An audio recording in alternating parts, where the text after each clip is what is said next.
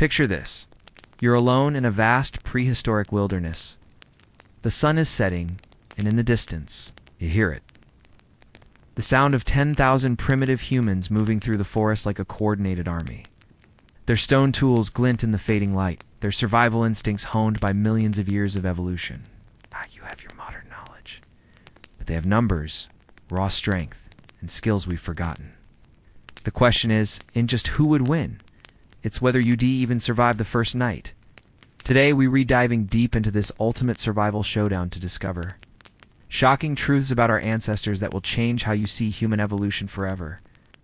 Let's start with a reality check that might shatter everything you think you know about prehistoric humans. When most people picture cavemen, they imagine dim-witted, grunting brutes, stumbling around with clubs. But here, said the shocking truth, you're about to face opponents who were physical specimens that would make today. Elite athletes look like weekend warriors. The average Neanderthal, for instance, had a grip strength of around 200 pounds per square inch. To put that in perspective, that's nearly double the grip strength of a modern human. Imagine trying to wrestle free from hands that could literally crush your bones without breaking a sweat. Their forearms were so muscled that archaeologists initially thought the bone fragments belonged to different species entirely. But it gets worse for you. These weren't just strong, they were built for endurance that defies modern comprehension. Recent studies analyzing bone density and muscle attachment points reveal that early humans routinely traveled 20 to 30 miles per day over rough terrain while carrying heavy loads at your daily 10,000 steps. That's a warm-up to them. And here's where it gets truly terrifying. You're not facing one of these physical specimens. You're facing 10,000 of them, each one capable of running down large prey animals over distances that would leave modern marathon runners collapsed and gasping. Each one with reflexes honed by a lifetime of dodging predators that could kill them in seconds. Their bone structure tells a story of constant physical stress and adaptation. Their leg bones were denser than modern humans by 40%, their spines more robust, their skulls thicker. These were unjust survivors. They were biological weapons forged by millions of years of the harshest natural selection imaginable. Now let's destroy another dangerous misconception that could get you killed in this scenario. The idea that prehistoric humans were stupid is not just wrong, it's catastrophically wrong. You're about to face minds that solve problems your modern brain has never even encountered. These humans developed complex hunting strategies that required mathematical precision, spatial reasoning, and group coordination that would impress military strategists today. They calculated projectile trajectories, predicted animal behavior patterns, and executed multi-phase hunts involving dozens of individuals across miles of terrain, all without smartphones, GPS, or written communication. Archaeological evidence from sites like Cavemen in Germany reveals spears crafted 400,000 years ago with aerodynamic properties that match modern javelin design. These weren't lucky accidents. They represent sophisticated understanding of physics, materials, science, and engineering. Your opponents didn't just survive, they innovated. Consider this. They developed fire-making techniques so reliable that some groups maintained fires for generations, passing down the responsibility like a sacred trust. They created adhesives from tree resins that were stronger than many modern glues. They performed surgeries, setting broken bones with success rates that wouldn't be matched again until the 20th century. But here's the most chilling part. They solved problems under life or death pressure every single day. While you stress about Wi-Fi passwords, they calculated weather patterns, tracked predators, and made split-second decisions that meant the difference between their family eating or starving.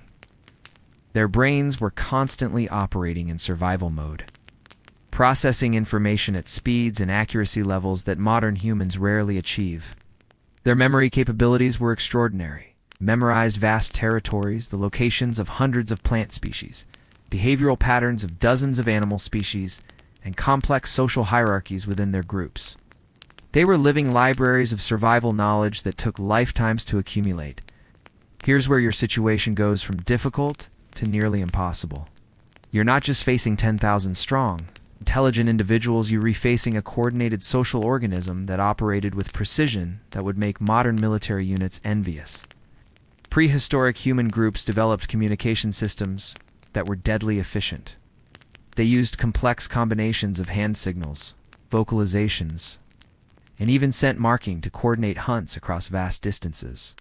They could communicate silently about threats, opportunities, and tactical changes without making a sound. While you're still figuring out which way is north, they've already signaled your position to the entire group. Their social hierarchies were based on competence and survival contribution. Leadership wasn't inherited, it was earned through demonstrated ability to keep the group alive. This means you're facing leaders who rose to power by being the most skilled, the most strategic, and the most effective under pressure. Every decision maker in this group of 10,000 got there by proving they could outsmart, outfight, and outlast their competition. The group dynamics were terrifyingly efficient. They developed role specialization thousands of years before modern corporations. Some individuals were dedicated trackers, others were weapon specialists, still others were tactical coordinators. They operated like a well-oiled machine where every part had a specific function, and every function was essential for survival. Archaeological evidence suggests they could execute complex group maneuvers involving hundreds of individuals, driving entire herds of animals over cliffs or into killing grounds with choreographed precision. And tactical deception that wouldn't be formally recognized in military doctrine for thousands of years. Perhaps most importantly, they possessed something modern humans have largely lost: absolute trust in their group's collective judgment. When facing life or death situations, they didn't debate endlessly or second-guess decisions. They acted with unified purpose and deadly efficiency.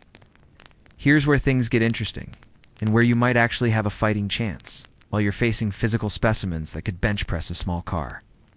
You possess something they do on tease, a modern brain shaped by thousands of years of accumulated knowledge and abstract thinking. Your greatest advantage is on your iPhone or your GPS. It's your ability to think in ways that would be completely alien to prehistoric humans. You understand concepts like germs, infection, and disease prevention that could keep you alive when injuries would kill them. You know that boiling water makes it safe to drink, that certain plants have medicinal properties, and that basic hygiene can prevent deadly infections? But here's the really fascinating part. Your modern brain is wired for pattern recognition on a scale they never experienced. You've been exposed to thousands of movies, books, and games that taught you tactical thinking, strategic planning, and creative problem solving. You've absorbed warfare strategies from Napoleon to modern military doctrine, even if you don't realize it. Your understanding of psychology could be devastatingly effective. You know about mob mentality, how groups can be manipulated, how fear and confusion can be weaponized. You can think about your own thinking, analyze your own emotional responses, and deliberately control your psychological state. This means you could potentially manage fear, panic, and stress in ways that would give you crucial decision-making advantages in high-pressure situations. Your exposure to diverse problem-solving approaches from different cultures and time periods means you have a toolkit of solutions they never encountered. You've seen how different civilizations solved similar problems, giving you multiple options where they might only know one approach. But now comes the brutal reality check that might crush any confidence you were building. Every single advantage I just described comes with a catastrophic weakness that could get you killed in the first hour. Your modern brain, for all its sophistication, is utterly dependent on external systems that won't exist in this scenario. You know germs exist, but do you actually know how to identify safe water sources without a testing kit? You understand medicinal plants in theory, but could you actually identify them in the wild without Google? Your strategic thinking is impressive, but it's based on having reliable information, something you else have none of in this life or death situation.